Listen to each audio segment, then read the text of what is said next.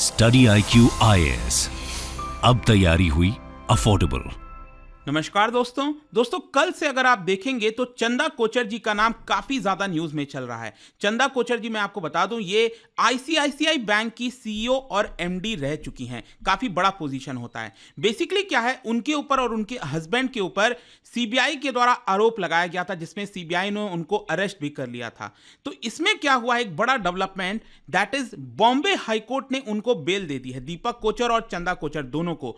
और साथ ही साथ सीबीआई के ऊपर एक बड़ा आरोप लगाया है। सीबीआई को कहा है कि उन्होंने पावर का अब्यूज किया है, मतलब कि जो अपनी शक्ति है उसका दुरुपयोग करने की कोशिश की है। ये आप देख सकते हो, arrest of Kochhars in loan fraud case amounted to abuse of power. तो इस वीडियो के अंदर मैं आपको पूरे केस के बारे में बताऊंगा और साथ ही साथ यहां पर क्यों सीबीआई के ऊपर यह आरोप लगाया गया है बॉम्बे हाईकोर्ट के द्वारा, वो सेक्शन कौन सा है सीआरपीसी का, वो सब कुछ हम डिस्कस करेंगे। चलिए आगे बढ़ते हैं, लेकिन उससे पहले ध्यान रखिएगा दोस्तों, अगला जो हमारा जीएस फाउंडेशन का बैच है, जिसके अंदर आपको पूरी तैयारी कराई जाती है, प्रीलिम्स, मेंस, इंटरव्यू, सब कुछ, वो हमारा 26 फरवरी से स्टार्ट हो रहा है। अगर आप पहले के बैचेस लेना चाहते हैं वो भी ले सकते हैं। बस आपको हमारे वेबसाइट ऐप पर जाना है या फिर कमेंट सेक्शन में लिंक और यूज करना है कोड अंकित लाइव, ताकि आपको मैक्सिमम डिस्काउंट मिल जाए। इस बैच के अंदर मैं आपको बता दूं, लाइव क्लासेस के साथ साथ आपको एक पर्सनल मेंटर भी अलॉट किया जाता है। कभी भी कोई भी डाउट हो तो आप अपने मेंटर से पूछ पाएंगे। और इसके अलावा अगर आप एमसीक्यूज अटेम्प्ट करना चाहते हैं तो मेरे इंस्टा पेज पर भी जा सकते हैं। वहां पर स्टोरीज में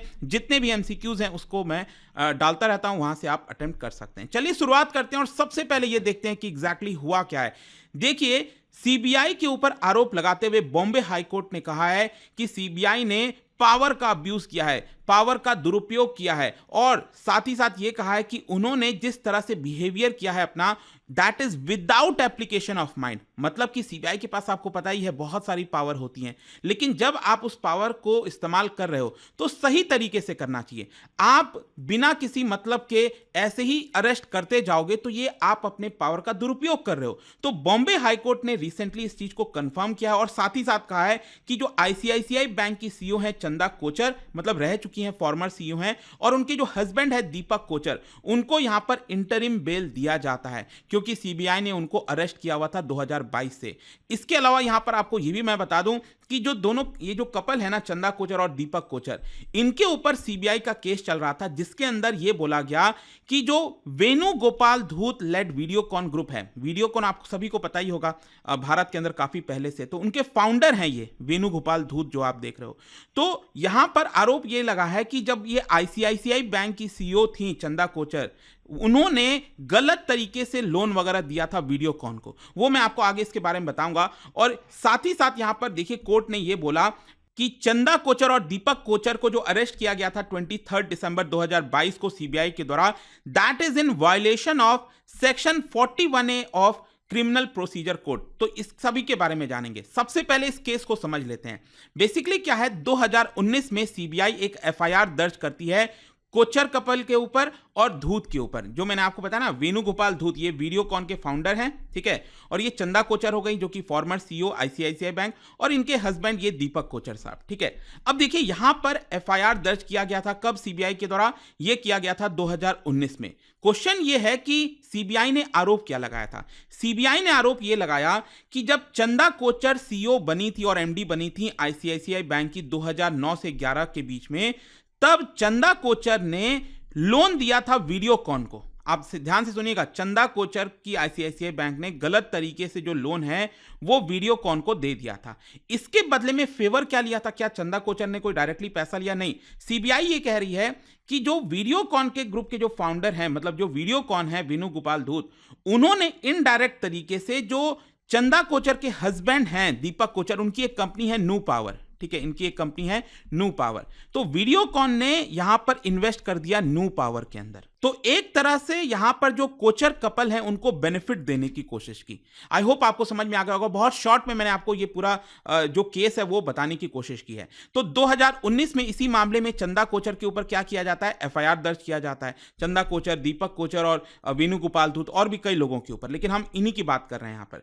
और उसके 3 साल के बाद, ध्यान से समझिए, 2019 में एफआईआर होता है और उसके 3 साल के बाद 2022 में ठीक है, दिसंबर के महीने में उनको अरेस्ट कर लिया जाता है। और उसी मामले में जो कपल हैं चंदा कोचर और दीपक कोचर, ये बॉम्बे हाई कोर्ट पहुंच जाते हैं और कहते हैं कि देखिए जिस तरह से हमें अरेस्ट किया गया ये सही नहीं है, यहां पर सीबीआई के पास कोई भी मटेरियल नहीं था हमारे खिलाफ, उसके बावजूद भी हमें अरेस्ट किया गया। इनफैक्ट सीबीआई ने जब भी हमें नोटिस इशू किया है, हम सीबीआई के सामने गए हैं, जो भी सीबीआई ने हमसे पूछताछ की है, मतलब जब भी सीबीआई ने कहा है कि आप आओ मुलाकात करो, हम गए हैं वहां पर, हमने कभी भी उनके नोटिस को ठुकराया नहीं है। ठीक है, तो इसी के लिए चंदा कोचर और उनके हस्बैंड का कहना था कि देखिए गलत तरीके से हमें अरेस्ट किया जा रहा है।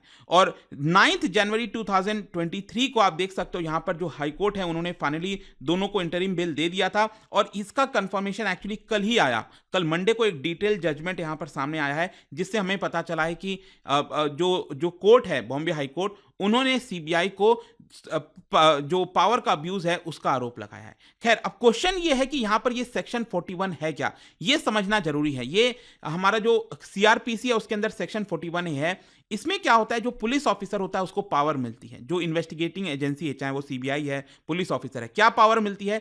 इसमें बेसिकली क्या होता है कि अगर मान लो कोई केस चल रहा है, उस केस में किसी भी रिलेटेड पर्सन्स को अगर समन करना है, बुलाना है कि हम आपसे पूछताछ करना चाहते हैं, तो पुलिस ऑफिसर ये सेक्शन 41A का इस्तेमाल करते हुए उन लोगों को नोटिस जारी कर सकती है और कहती है कि आप हमारे सामने आइए, अपीयर कीजिए, हम आपसे पूछताछ करना चाहते हैं। अब इसमें एक चीज ध्यान रखिएगा, सिर्फ पूछताछ के लिए, ऐसा नहीं है कि पुलिस ऑफिसर उनको अरेस्ट कर लेंगे। हां, अगर मान लो कोई पर्सन अगर नोटिस देने के बावजूद भी वो पर्सन अपीयर नहीं हो रहा है, नहीं आ रहा है पुलिस के सामने, तब यहां पर पुलिस कह सकती है कि देखिए हम उनको अरेस्ट कर रहे हैं क्योंकि हमारी बातें नहीं सुनी जा रही हैं। लेकिन अगर वो पर्सन चुपचाप अपने आप ही सामने आ जा रहा है और कह रहा है कि हाँ जो भी आपको पूछना है पूछो, और तो उस केस में पुलिस ऑफिसर अरेस्ट नहीं कर सकते। हाँ, सर्टेन कंडीशंस में, जैसे कि मान लो अगर पुलिस ऑफिसर को लगता है कि यहां पर एविडेंस के साथ छेड़छाड़ की जा सकती है, टेम्परिंग की जा सकती है, यहां पर उनकी कस्टडी जरूरी है ताकि हम और ज्यादा उनसे निकलवा सकें कई सारी चीजें, तो कुछ सर्टेन केसेस, रेयर केसेस में ही लोगों को अरेस्ट किया जा सकता है इस सेक्शन के अंदर, सेक्शन 41 है। मतलब आई होप आप समझ रहे होगे, यहां पर जो एक्सेप्शन डाला गया है वो इसीलिए डाला गया इस सेक्शन के अंदर ताकि यहां पर पुलिस ऑफिसर गलत तरीके से किसी को अरेस्ट ना कर सकें। पुलिस ऑफिसर का काम है पूछताछ करना, जांच करना। अगर आपको जांच करने में सहयोग कर रहा है जो भी पर्सन है, वो आपके सामने आ रहा है, तो आप उससे पूछताछ करो और जाने दो, आप उसको अरेस्ट मत करो। और यही चीज पहले भी सुप्रीम कोर्ट ने कई केसेस में इसके बारे में कहा भी था। अब क्वेश्चन ये है कि बॉम्बे हाई कोर्ट ने इस सेक्शन को लेकर सीबीआई के ऊपर क्या कहा है। देखो, बॉम्बे हाई कोर्ट के अंदर 2 जजों की बेंच थी, दैट इज जस्टिस अनुजा प्रभु देसाई और जस्टिस एनआर बोरकर। उन्होंने सीबीआई को कहा है कि देखिए सीबीआई ने कोर्ट के सामने सिर्फ एक डायरी पेश की है और उस डायरी में बताया है कि उन्होंने कोचर को क्यों अरेस्ट किया, दोनों दीपक कोचर और चंदा कोचर को। और यहां पर सीबीआई ने उस डायरी में लिखा हुआ है कि दोनों लोग कोऑपरेट नहीं कर रहे थे। यहां पर हमें और सारी कॉन्स्पिरेसी जाननी थी कि आखिरकार चल क्या रहा है, हमें उसमें और डीप जाना था, इसीलिए हमने उनको अरेस्ट किया। लेकिन बॉम्बे हाईकोर्ट का कहना है कि देखिए ये गलत है। आपने जब उनको बुलाया, आपने बुलाया था जून 2022 में, दिसंबर 2022 में, आपने जब भी उनको बुलाया है वो लोग आपके सामने आए हैं और आपको पूछताछ करनी चाहिए थी, आपको उनको छोड़ देना चाहिए था। आपके पास कोई भी, मतलब आप सोचिए एफआईआर हुआ था 2019 में और अरेस्ट किए गए कब, 2022 में। जब 2019 में ही एफआईआर हो गया था तब तक तो आपने कोई अरेस्ट नहीं किया और इन 3 सालों के बीच में आपके पास कोई नया एविडेंस तो सामने आया नहीं, तो किस बेसिस पर आपने 2022 में उनको अरेस्ट कर लिया। ये बेसिकली आरोप लगाया है बॉम्बे हाईकोर्ट ने सीबीआई के ऊपर और कहा है कि ये क्लियर वॉयलेशन है अपने पावर का, अब्यूज ऑफ पावर है। और देखते हैं आगे। देखो, अभी तो इनको इंटरिम बेल मिल गई है, अब देखना होगा, सीबीआई के ऊपर काफी ज्यादा प्रेशर है, सीबीआई को प्रूव करना होगा कि वो दोषी हैं और देखते हैं किस तरह से आगे केस जाता है। बट आई होप कि आपको अच्छे से समझ में आ गया होगा कि इस पूरे मामले में एग्जैक्टली चल क्या रहा है कल से। और जाने से पहले एक इंटरेस्टिंग क्वेश्चन, क्या बता सकते हो जो आरटीजीएस है, आपको पता ही होगा पैसे वगैरह ट्रांसफर किए जाते हैं, आरटीजीएस का जो सेंट्रल प्रोसेसिंग एजेंट है वो कौन सा है, मतलब कि इनमें से सेंट्रल प्रोसेसिंग एजेंट कौन सा है आरटीजीएस के मामले में। इसका राइट आंसर आप सबको पता है, मेरे इंस्टाग्राम पर तो मिलेगा ही, वहां पर अगर आप नहीं हो कोई बात नहीं, टेलीग्राम से ले सकते हैं इसका सही उत्तर। मैं कई सारे जो एमसीक्यूज हैं वो यहां पर स्टोरीज में डालता रहता हूं। अगर आपको पीडीएफ ये तो टेलीग्राम पर आइए, अलग अलग सोशल मीडिया पर आप जुड़ पाओगे। और जैसा मैंने आपको बताया, अगर आप यूपीएससी की तैयारी कर रहे हैं, कोई भी बैच चाहते हैं, you can just use this code Ankit live ताकि आपको मैक्सिमम डिस्काउंट मिले। एंड आई होप कि वीडियो आपको पसंद आया होगा। मिलता हूं आपसे next time, till then thank you very much, see you soon. Study IQ IAS, अब तैयारी हुई अफोर्डेबल।